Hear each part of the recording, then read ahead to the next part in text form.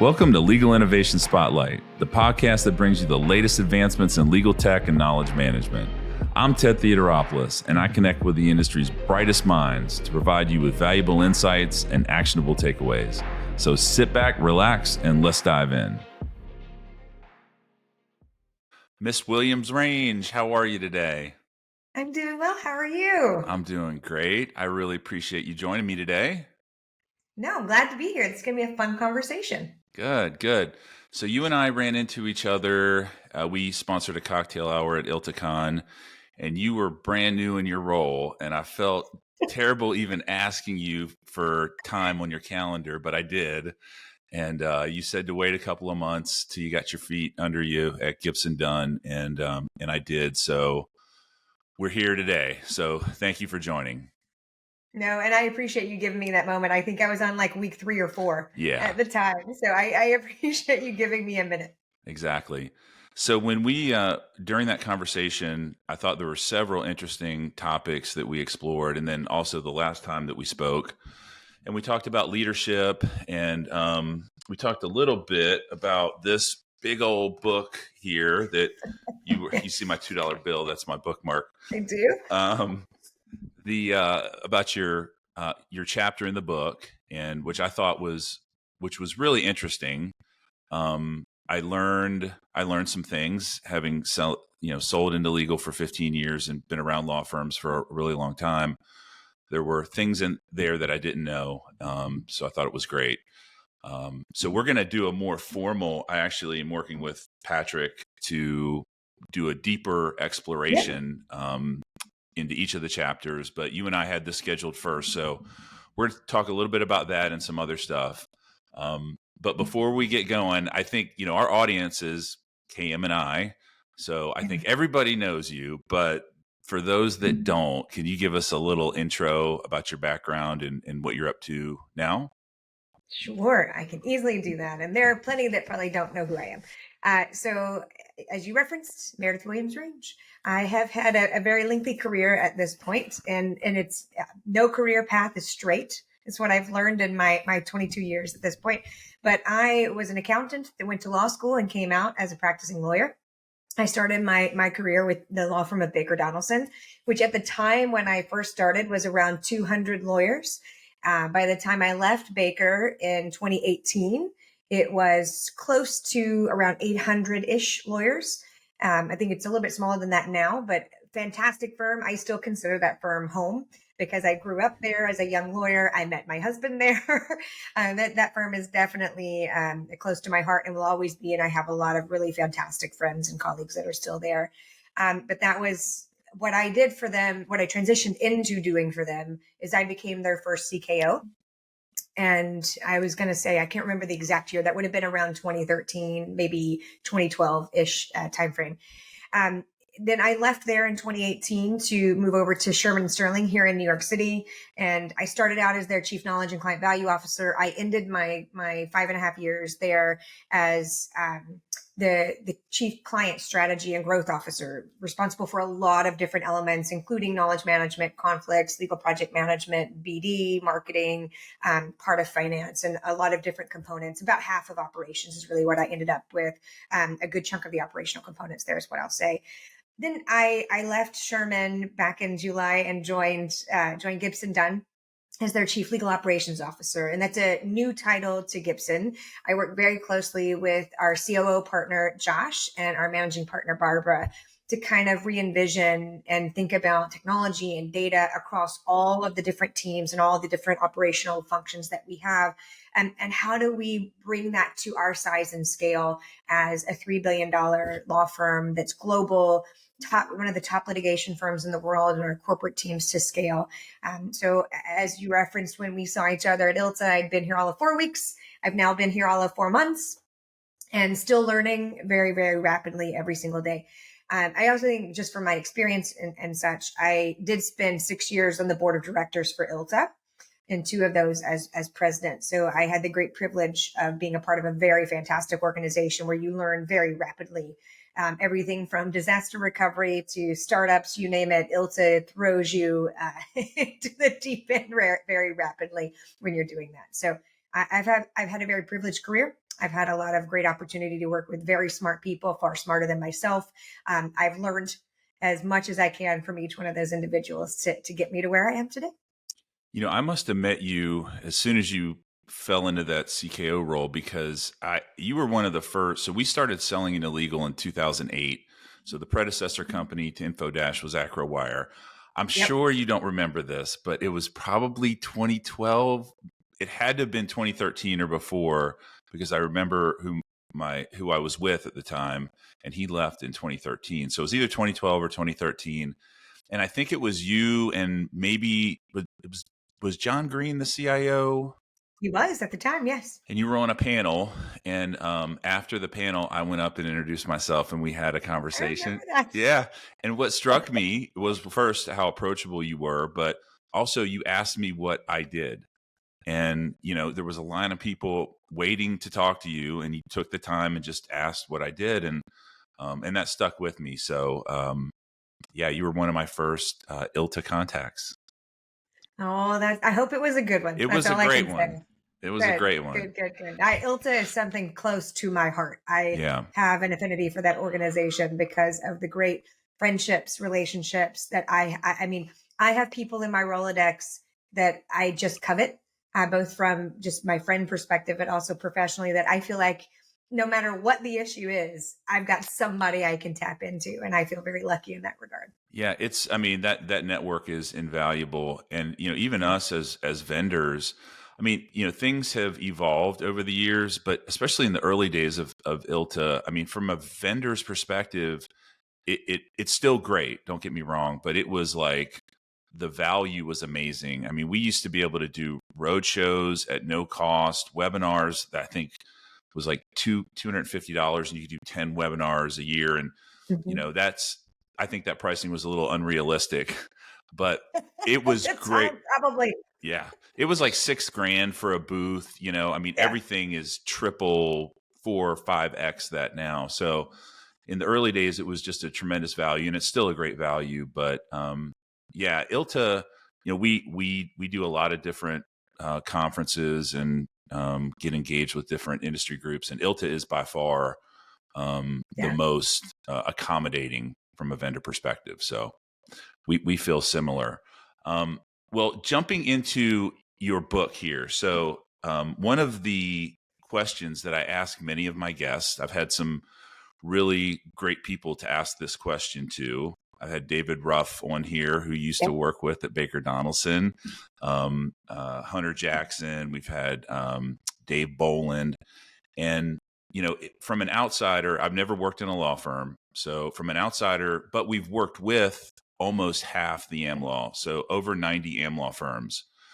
And, as an outsider, I've seen a trend over the last, I would say probably 6 years, where it's this rise of the innovation title, right? Yeah. And, sometimes it looks like there's the same people, different titles.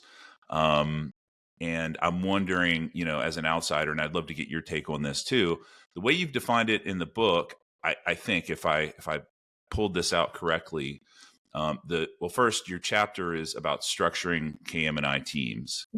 And in the book, I pulled out a couple of excerpts that I shared with you before we jumped on this call.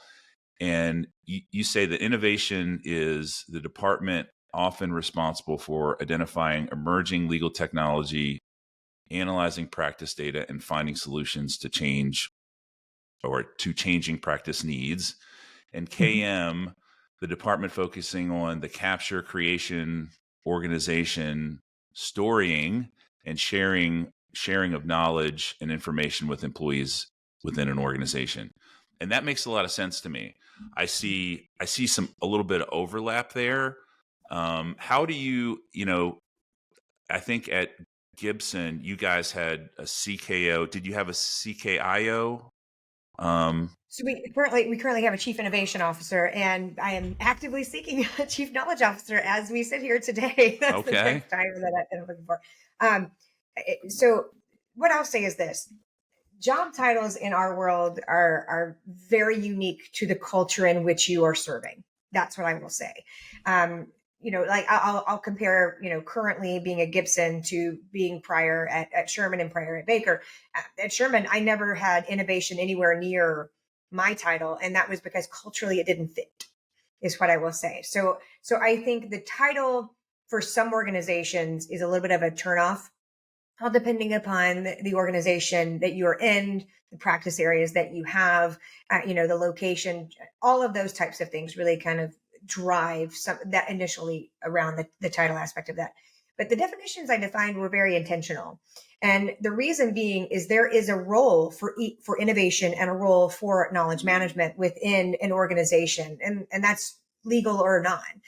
Every organization should have knowledge management, period. Knowledge management is about the capture of your intellectual property and about the preserving of that intellectual property. And being in a law firm, we're a professional services organization. Our talent walks out the door every single night. And if we want to preserve that culture, that organization, we need to preserve that knowledge and that information as much as we possibly can. Now, the reason you typically see innovation and KM combined in a lot of organizations is because the people who are driving knowledge management are really typically very innovative individuals in solving for problems. The way I think about innovation in and of itself, you need to be intentional about innovation. In a day-to-day grind of the operations of the organization, where we're trying to run the organization, change the organization, protect the organization, all of those things, you have to be intentional about setting time aside, setting resources aside, both financial and human, to innovate. And we all know that in a day-to-day basis with that grind going on, we're always going to be pulled back to the operational components.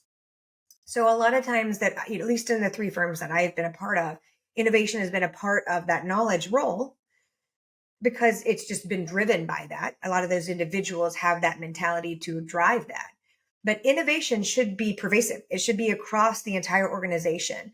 As a professional services group of individuals, we should constantly be asking ourselves, can we do it better? Can we do it differently? Can we add more value to the organization? And if you're doing that, if that's a part of the culture, that's fantastic. But it never hurts to have a team that's also helping to drive that change on a regular basis. So that's why I think you typically see the knowledge and innovation merged together. Sometimes you have them separate. I find sometimes when you have them separate, you end up with differing priorities and initiatives that you're trying to adhere to or trying to accomplish. But that's all up to the personalities that are involved with that. But what I would say in this is those are my definitions for a purpose is knowledge needs to be a part of the organization. Innovation should be a part of the organization. Can those be combined? Sure. Should it be across all the organizations? Yeah. But having someone drive that, having a team that's helping to drive that and to challenge like HR or challenge finance or challenge marketing to be innovative is never a bad thing. Yeah. So when I think about like practices that an organization can implement to foster innovation, Google comes to mind with their 20% time. So I don't know if they still do this, but at one time in the early 2000s, they were allowing their engineers to spend 20% of their time on some sort of a pet project. I know at least Gmail was born out of that, which was a massive success. How do law firms go about fostering? Because 20% time, especially for timekeepers, right? Like 20% time, it's hard to hit your billable quota if 20% of it is going to just pure innovation. But what are some practices that law firms can implement to encourage that? Well, I think you have to think about it from an incentive priority set. So every firm I've been in has incentivized this differently, is what I will say. So my first firm of Baker, I was a part of a team that developed a model of working attorney credit for any individual that dedicated time to knowledge and innovation. And it was a really fantastic process, I found, because you had parameters, you had guardrails around what could go into that, and people just couldn't park time. But what it allowed was development of all different types of things that ended up getting either sold to a client or provided value add to a client that created a stickiness factor very differently for Baker Donaldson. And I think they still do a number of those components. David would have to tell you, I've been gone for too long at this point to know. But I know I helped run that program for years before I left. And it was interesting because at the beginning of the year, every single practice group would come up with ideas about what they wanted to accomplish, what IP they wanted to create. And depending upon the group and how progressive they were in their thought processes, determined what those projects were. And then there were budgets set aside for that. And then time was billed to it. And then we reviewed the time every single month and approved it or wrote it off. So it was a full process, but it was working attorney credit that was billable basically to the firm, and the firm paid them back. And there was a lot of other processes that went into that. If any project or product got sold, then how do you pay that back to the firm? And then how do you bring back credit to the different lawyers involved? And there were different processes depending upon the scenario. Sherman was very different.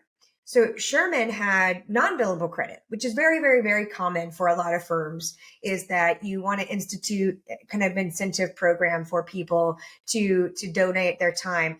A lot of firms, including Sherman, have a non-billable goal that you as a lawyer have to hit. And part of that can be obtained through dedication to knowledge and innovation. Gibson hasn't decided yet. Right now, we're in the non-billable camp, but it's something, again, I've only been here 4 months, but it's something for us to evaluate just culturally. How do we want to incentivize people to give back that intellectual property of the organization? But that's really it, is culturally determining what will work, determining what that incentive plan can be. And it can look and feel different depending upon the organization that you sit within. Yeah. But you've got to find a way to give back. What I always say is, what's the WIFM? What's in it for me? Mm-hmm. And once you've got to dedicate and understand what's in it to associates, what's in it to partners. And that's a different scenario who you're speaking with. Partners are going to care differently about the organization because they are paid to, and an associate's going to feel different. So what's in it for them is very important to determine how you're going to get the benefit of that. I personally am a big believer in the 20% rule. So when I look at operational budgets, both from a human as well as a financial perspective, you need to plan for 80% of your year and build 20% of an unknown within that. You have to. But every day I set aside time in the morning and in the afternoon to critically think. That is how I structure my day. I structure it specifically for early morning and late afternoon for me to wind down and to really critically think and to strategize. And then I set aside a certain number of hours at the beginning of the week and the end of the week to also critically think and to strategize. You have to be very intentional about that. If not, the strategy opportunities and those innovation opportunities will never come to bear. Yeah. I spent before jumping out with AcroWire, I spent some time at Bank of America, and so in financial services. And one thing they put a premium on was process. Yeah. So they adopted the Lean Six Sigma framework, and really they set the tone at the top. Corporate America wasn't for me, so I quickly learned that and worked my way out. But while I was there, I spent 9 years, almost 10 years there. But the tone at the top, I think, is really important. So they had the senior leaders going through the same Six Sigma, Lean Six Sigma, Green Belt, Black Belt certification processes that they had to the rank and file. And that really made a difference when you see leadership, walking the walk. I think that really helps drive home the message that it truly is a priority for everyone in the organization. So I would agree with that. Yeah. What's interesting about law firms is, law firms are somewhat unique. I think there are a few other industries that operate this way, but where you have the owners, okay, so essentially like what would normally be, members of a board of directors, ownership or people who represent ownership actually working in the business, right? Yeah. The partners are working in the business in a, traditional, you talk about billions of dollars, the floor of the Fortune 500 is around $5-6 billion. So the biggest firms like the K&Es in the world, and Gibson Dunn isn't that far behind, are almost Fortune 500 level companies. Mm-hmm. But decision making happens very differently. Very different. Right. It's very And different. it drives culture too. I mean, there's all of this, Yes. consensus driven decision making that happens. And I just don't know, how, especially with senior partners who've been there for many, many years, set in their ways, like how you would ever say, how a law firm would ever do what Bank of America did with Six Sigma and go, yeah, everybody's going to get Six Sigma certified. Can you imagine that happening at a law firm? You can't mandate. You Right. can't in a lot, and I've been in 3 different law firms, and I'll say this solely from my experience in the 3 firms that I've been within. Every law firm is very different. But my joke that I always like to say about law firm and the influence to get anything across the line within a law firm is working with the partnership. It's kind of like working with the UN. Every partner thinks of themselves as one of the power countries.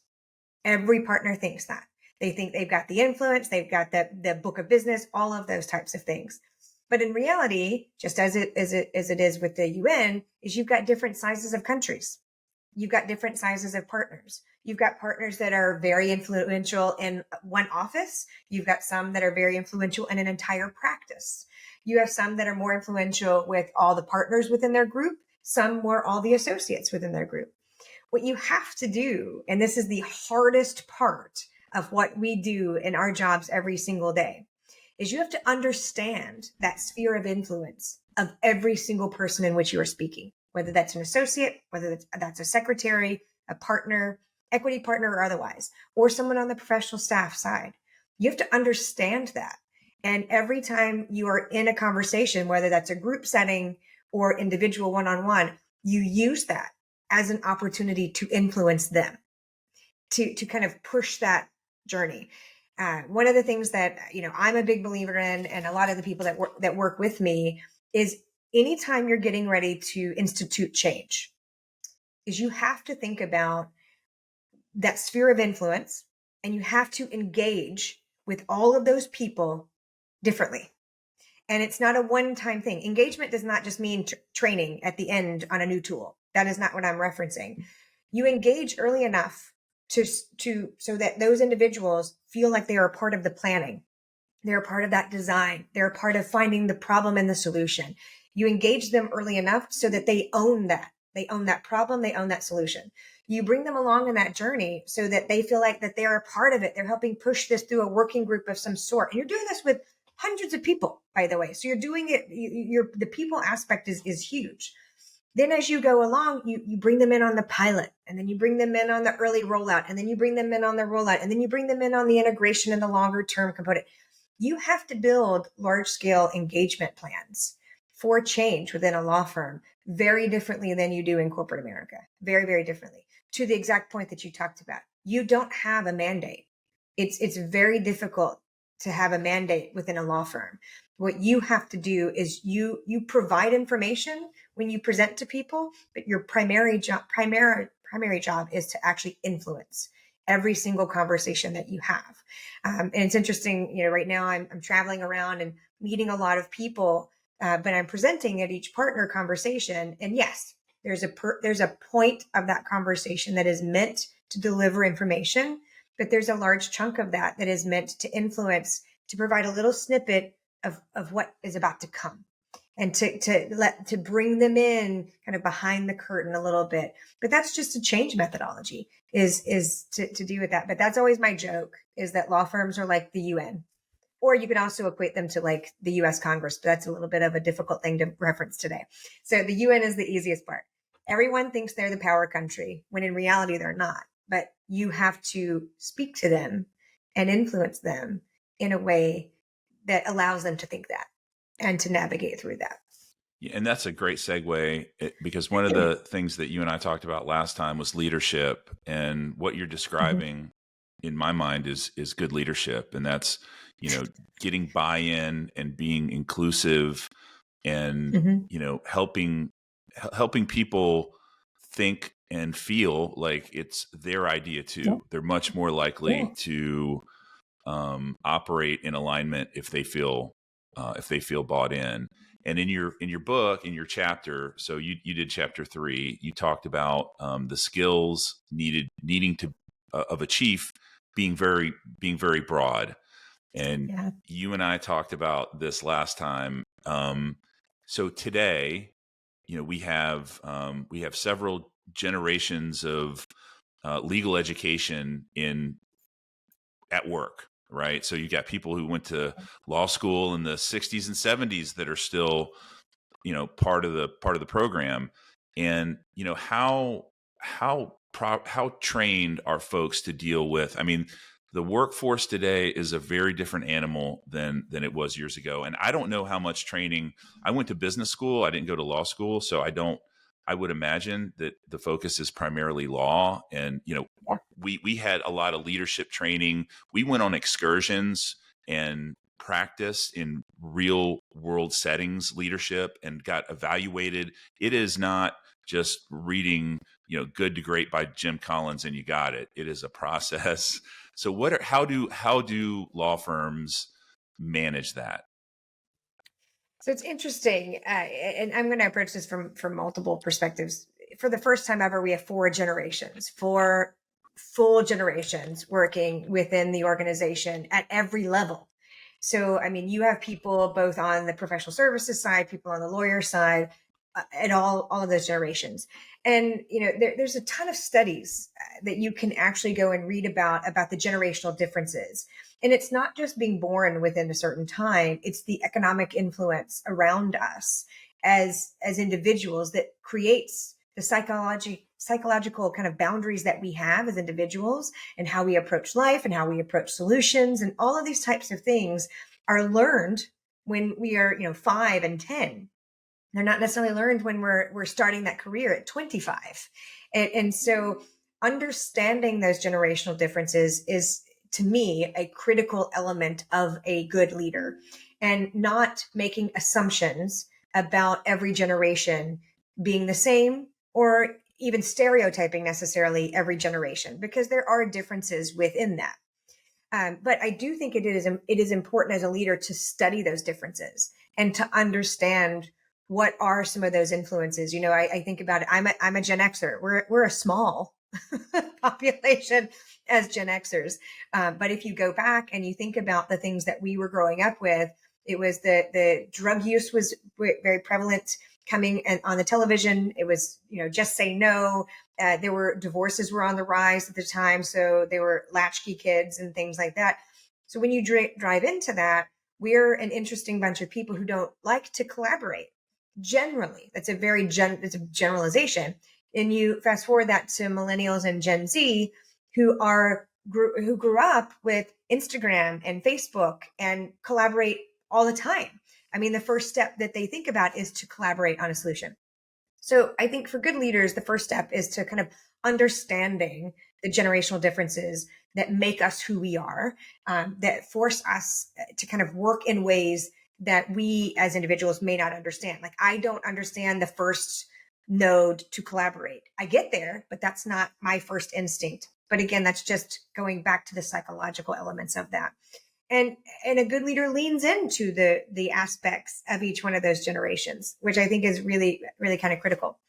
So, if you think about what we're taught, so as I referenced, a lot of who we are generationally comes from an age in elementary school and junior high or middle school and high school. By the time we get to college and masters and law school, that psychological component of who we are is very much there.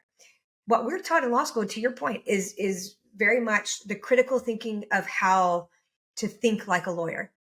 You're not necessarily even taught how to practice law. I would say that when I came out of law school, I was very much taught to think differently, to look at everything as almost a risk, to understand the different elements of going into an IPO or looking at tax implications for this. I understood how to critically think about those problems.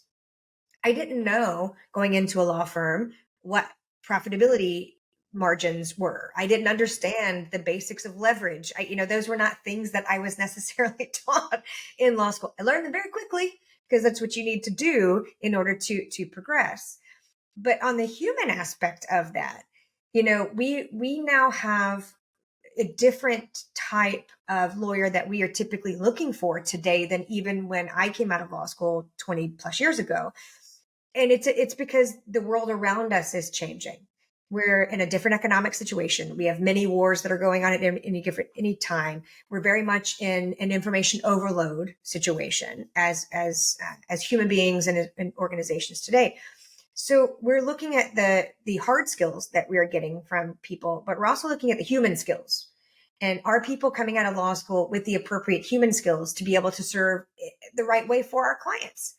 And again, law school doesn't necessarily think that that is their job to teach, which is fine. I mean, the primary goal of a law school is to teach you how to critically think like a lawyer. But when we come in as young lawyers, we as a law firm have to teach them that additional skill set that we want them to learn. And that is how to, I always think about it as how to collaborate within different teams, how to be an entrepreneur or an entrepreneur within the organization, how to work with an assistant, how to work with marketing MBD. It's all of these things, how to be a rainmaker. Again, skill sets not taught in law school. And there's a really great website that I've used for a long period of time about young lawyers, and it's about the O mindset.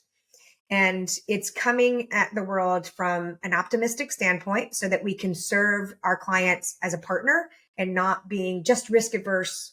Our job is to understand, I hear you, client. We may not be able to do it that way, but we can do it this way. And to come from an optimistic kind of solutions driven mindset, taking ownership and being that partner with our client that's really focused on how do we bring value to our clients. Being open-minded. We as lawyers are very risk-based individuals. We're risk-adverse individuals. And I love the thought of being open-minded. There's a really, really great study out there that says that as a human, you cannot hold a question or a bias thought in your mind at the exact same time. You can either hold a question thought or a bias thought. So if you come at things from an open-minded questioning place, it helps us alleviate the unconscious bias that we may be built to have. And so being more open-minded in our young lawyers is very critical.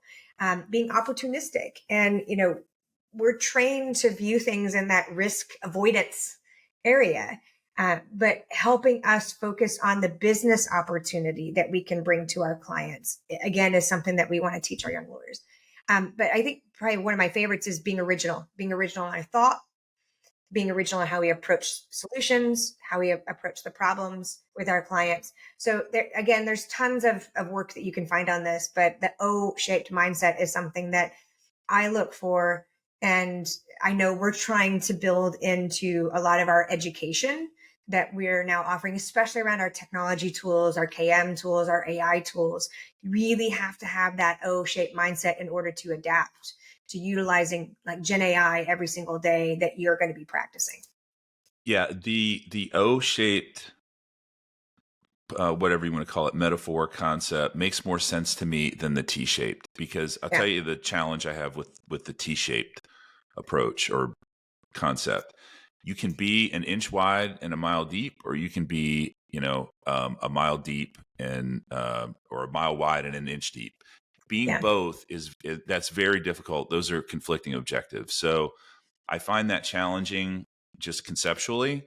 I like and I think you call it the Nimble Lawyer. Is that the Nimble Lawyer? Yeah. That makes more sense to me. I'll tell you this, Ted. The reason I use the word nimble is if you think about the world today and think about everything that's coming at us as a human being, especially in the legal space, think about how much change has happened in the past year in the legal space, much less in the past 10 years. The one thing that is constant is change. And the speed of that change is just speeding up constantly. We have to be able to adapt to change constantly. So we have IQ, we have EQ, and now we need AQ, adaptability. We need young lawyers that are very adaptable today to whatever it is that's coming at them, to be able to approach that in a very interesting way. And that is something that that's why we call it the Nimble Lawyer, that we're hoping to impart into our young lawyers. And I think Gibson already does that very, very well, because they have a lot of really unique cultural components, which drew me to Gibson. But just from the use of technology and data, we really want to embed that more to our young lawyers so they're not afraid of what that AI is going to do or what that tech's going to do. It is a part of how they function every single day. Well, that is another great segue, because one of the things I wanted to talk about was, I mean, what podcast would be complete without talking about AI, right? You can't have a podcast today without them. But the thing that you and I talked about, and I did a little bit more reading on it after we spoke, was there was some guidance out by the California Bar Association, and I read a summary of it. I didn't read the text, but I thought there was some really interesting tidbits in there, and I think you and I agree that it's. I know it's a first iteration, but there's some challenges with it. The It talks about some very obvious things, right? Like, not inputting confidential information in if there aren't any controls, right? That makes sense, and it probably needs to be explicitly stated, but it makes sense. Unfortunately so, but yes. Yeah, it makes sense. But there are other things that I didn't make sense to me, like, before there at least needs to be some clarification around them. Like, before using Gen AI, lawyers should understand to a reasonable degree how it works, its limitations, its terms of use. There are a lot of people out there selling AI solutions that don't have a reasonable understanding of how it works and why hallucinations happen. So, I mean, how realistic is it that lawyers on the front lines that are using these tools are gonna have that level of understanding? It's interesting because I think we're having a conversation around this 6 months too early. Yeah. Is my best guess, to be very frank with you, because to your exact point, AI is built already into so much of what we do. Think of the fact that we have spell and grammar check right now. I don't know about you, I use it all the time. That is AI. It's a base level AI, but it is AI built within the day-to-day components of what we're doing. If I go back and I think about my early career, just out of law school, coming into a law firm as a young lawyer, email had just really taken off at that time as the primary communication elements of how to work in a deal. So fast forward 20 years, okay? Technology's always changed what we do and how we do it in particular. And this is not different than that. It's really, really not. And just as it was, I remember I did a CLE years ago on the ethical use of a computer. I'm not exaggerating. This was probably like 2005, 2006. So we're talking a minute ago. This is what we're talking about here. And I remember talking about our obligation to clear metadata off of documents before they get emailed out. Sure. It's not any different today. We have to understand the technology that we're using. Now, the difference today is the complexity of some of that, and the complexity of Gen AI and the hallucinations behind that, and all the different ways that can be utilized is very complex and can be unique depending upon the solution in which you're working with. Today we have thousands upon thousands of tools now that are coming at us purporting to be either AI or Gen AI, one of the two. And they're here to solve all of our problems and to do all of our jobs for us. And, you've got some that are very nuanced to a specific thing. And then you've got some that are much larger and say, you can do whatever you want with it. There's a place for all of that. But going back to your initial question with this, what I saw in that guidance was, again, I think we're 6 months too early is really what I'm going to say, because we've got a lot of things coming from Microsoft in particular and Google and Apple over the course of the next 6 months that are going to make AI even more a part of just how we function as a human being, how I communicate, how I send an email, how I draft a document, how I summarize a document, how I summarize an email around a meeting that I just had. And what you saw in that guidance was talking about things like providing, direct narrative to the client if you are going to use it, or not billing for it. I think what they were thinking of, if I am just going to guess, is the critical thinking aspects that we do as lawyers being taken over by AI. If I look at the AI solutions of today, I look at them as draft one. That's how I look at them, is many of them are helping us to go from 0 to draft 1, but they're not helping us after that fully right now. They're really not. If you think of things like diligence review, like Akira, it is helping us get to review 1. I, as a human, still have to verify everything that it's discovered. Or if you think about things that are proofreading tools, like a contract companion or others that are out there, again, helping draft 1, not solving for them, not critically thinking. If you think about even ChatGPT, if we at Gibson have a big relationship with Microsoft and are evaluating ChatGPT Enterprise and CoPilot. If you think about ChatGPT, it is helping get draft 1, but I still have to critically think and make certain that I have competently represented my client. And that's the critical thing with a lot of the Gen AI that we're seeing. It's going to change how we function on a human level. It'll change some of the commoditized low value tasks, but the critical thinking that we need to do as lawyers will still be there. So I think what you're seeing in the guidance is a jump to that critical thinking bucket, but not thinking about the other tasks that we have to do, such as communication or reporting out and all these different things that we have to do as lawyers, that I'm really very much looking forward to having with some of the tools that are coming to us. So it's a little early, and it's really focused on that last element, which the tools are they're not there yet. They're just not there yet. Yeah, and I mean, let's be honest here. California fancies themselves as being progressive and the leaders, and they got to be the first to, adopt the most aggressive emission standards on vehicles. And, I think this is another output of that, because I agree with you wholeheartedly. It's premature. It's premature. Lawyers should consider disclosing the fact that they intend to use Gen AI and the benefits of, you said, you're already using it, and it's like, hey, client, the sky's blue. So, check the box.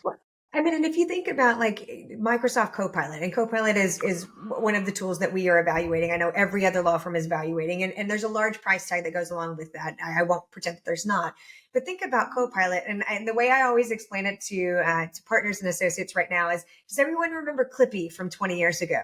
Well, Clippy's all grown up today. And Clippy is actually very valuable in helping you. And if you think about it, it can watch the transcript from a meeting and summarize that for you and help you summarize a meeting note set that you want to send out. That's fantastic. I don't necessarily want to do that on a day-to-day basis. So I love the fact that CoPilot is going to help me do that. And again, that's not the critical thinking aspect of that, but that's changing how I function as a human. And so there's value that's being given into that, but it's not critically thinking. It's critically thinking to summarize and give me what I want, and hopefully it doesn't hallucinate within that. But I still have to do my job as a lawyer in everything that I do. I mean, the very first rule that we have as a lawyer in the rules of the code of conduct is competent representation. Everything that we do, we still have to provide competent representation. This is no different. It's not. It's just another tool that's going to help us get there a little bit faster. Yeah, and speaking of CoPilot, we are married to them. I used to work at Microsoft. That's how this whole Infodash AcroWire thing happened. I was on the Access SQL team 23 years ago, a long time ago, and started moonlighting, and eventually the day job or the side gig started making more than the day job, and that's how I ended up here. But I have a long history, even longer than that, with Microsoft. And what is unusual about Microsoft is usually not the leader. Microsoft, nope. They like to follow, and they've been very successful with it. You think about WordPerfect, and they build a better mousetrap with Word. Lotus 1-2-3, Excel, Harvard Graphics, PowerPoint, DBase Access, Netscape Navigator, Internet Explorer. They didn't do it better with Internet Explorer. That was a whiff. But in general, that's their model. And now they're really taking the lead on this. And it's going to be interesting to see how it plays out. But I'm curious about ROI. I mean, they have a 300 user minimum, even as an ISV. So we're a independent software vendor in Microsoft, where we have to buy 100 licenses. We get access to CoPilot Studio, so we can do a lot of the things and play around with the tools. But for Microsoft 365, CoPilot, you need 100 license. So I don't Yep. know. Have you seen the? Do you feel comfortable with the ROI, or is that still kind of TBD? I think it's still TBD. What I will say is there's two conversations to be had, and this is my opinion on this. Is there is the human element of that and the professional services side, that the ROI, I can firmly articulate that is there, and I say that simply by some of the conversation that we've already had. If I think about spreadsheets that I can say, please give me trend analysis on everything that's encompassed within these four little corners of this document, it can do that and do that pretty well. It can. I will say, from listening to transcripts and things like that, and having it provide you out with a full summary of that from a professional services side of the house, in HR and marketing and KM, et cetera. These are things that are going to be really changing the way that our professional services work within an organization. I think there's ROI definitely for that. I still think you have to influence those individuals to do the job differently and to accept that critical kind of thinking aspect of that. But that is one side. I think it's less proven so on the actual practice side. And the reason is every lawyer practices a little bit differently. And if you are a litigator versus a finance lawyer versus a corporate lawyer, you're all, and even within that, like within litigation, there's white collar, there's labor and employment, there's accounting defense, there's all these things. And every group works a little bit differently. Every individual within those groups work a little bit differently. And it's because the practice drives that to be a little bit different. In certain litigation, you may have to respond to certain things in one way. In a different set of litigation, you may have to do it differently. Similar with finance and corporate. So I think we've yet to see the ROI on the full practice side. I would say, from what I've seen with CoPilot, where I think it has some of the biggest opportunity is, I say, twofold on the practice side. One is the summarization of documents. When you're looking at a document like a huge merger agreement, and you really want a summary of that, ooh, that's huge. That is huge. If it gets it right. And that's the key thing. It's got to get it right. And there's no room for error when it comes to that. I would say the other kind of use case that I will see coming is, if you think about depositions today and the transcript analysis and sentiment that may be said from one question to the next, if you can have, you've got CoPilot listening. That's what it's doing. It's Sure. listening to the conversation. If you can have it, one, doing any translation that's needed, but also looking for inconsistencies and possibly testimony that's happening through that deposition, that's huge opportunity, because we do that now as humans. So those to me are some of the quick use cases that we want to try with CoPilot, but where on the professional services side and the general communication side and the human side, CoPilot, I think, has definitely proven that it can do some of that. The practice side, a little bit less so, but it's yet to be seen. Interesting. Yeah. So I'm gonna stay in touch. This is a topic you could talk all day about. It's super interesting. It's extremely transformative. It's new. And yeah, if you guys are going to go down that road, I'd love to maybe have you back sometime next year and hear how it's going. We have a couple other clients that are dipping their toe in early, and it's going to be interesting to see how all this shakes out. But it will. I mean, and as you and I both said, it's a little premature right now. 6 months from now, I think we're going to have a different conversation. We'll have more solid use cases, more solid components that we tested, tried. It's just kind of like with ChatGPT. I've now tested ChatGPT Enterprise a couple of different times, as well as ChatGPT. There are great things it's done and some really bad things it's done. So, right. It's going to be interesting how the next 6 months play out. Absolutely. So love to come back and talk about that. That would be great. So are you, you're usually pretty active on the speaking circuit. Any speaking events coming up soon? Are you speaking at Legal Week? Not at this moment. I have not been asked to do so. But no, I think I have some. Yes, I have some. I just can't think of what they are at this precise moment. I love to impart knowledge if it's valuable to anybody. That's for sure. Yeah. Well, good. We bump into each other usually at these conferences, so I look forward to seeing you then and hearing how things are going there. I know you're going to do great things at Gibson Dunn. You had a whole crew of people follow you over there, which speaks a lot to your leadership and the loyalty that your folks have with you. So best of luck there, and let's catch up at Legal Week if we can. I would love that. And Ted, thank you so much for having me on today. It's been a really fun conversation. Absolutely. All right. Take care. Thanks for listening to Legal Innovation Spotlight. If you found value in this chat, hit the subscribe button to be notified when we release new episodes.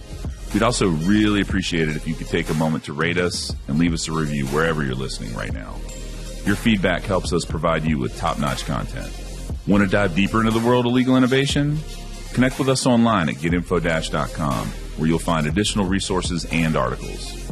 You can also follow us on social media at getinfodash to stay updated on the latest news and insights in the field of legal tech and knowledge management. Once again, thank you for joining us today on Legal Innovation Spotlight, a fireside chat series hosted by Infodash.